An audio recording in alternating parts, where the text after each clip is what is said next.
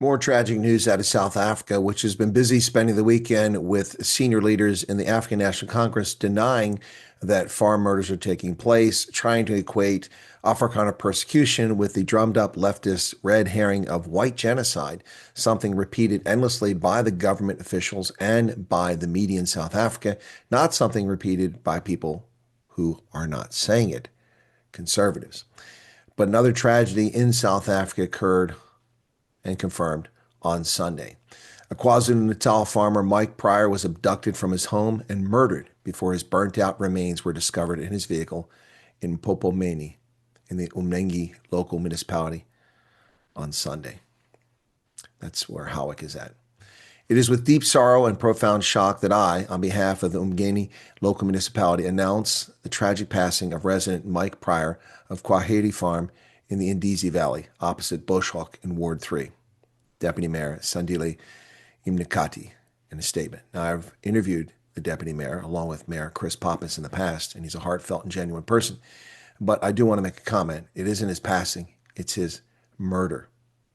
Yet another farm murder. The callous indifference to farm murders and rural insecurity in South Africa is a proximate cause of the dispute between the White House, Congress, and the South African government. And the idiotic comments from the Secretary General of the African National Congress, Fikile Mbalula, the disregard for this issue by Ronald Lamola, the foreign minister, and public statements by the South African government are not helping the situation. Now, according to municipality, preliminary investigations by the South African Police Service found that Pryor had been taken from his home late at night and his vehicle was set alight.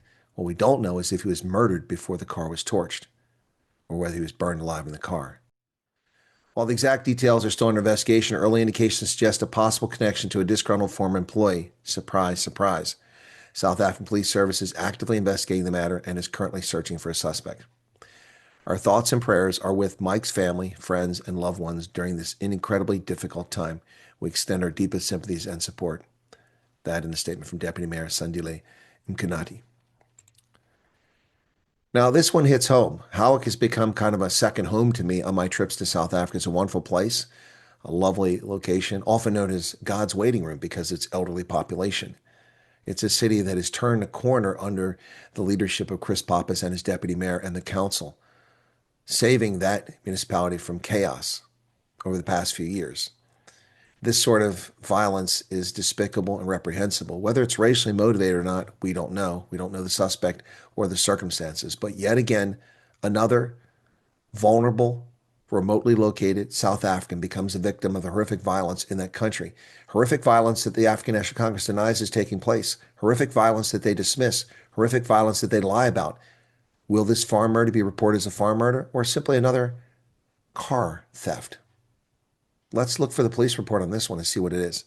Again, thoughts and condolences to Mike Pryor's family, his friends, and the community. Sickening, twisted. Donald Trump is not wrong. The characterization of what Trump says is wrong and false by South Africa's media and its politicians. Hashtag the world must know.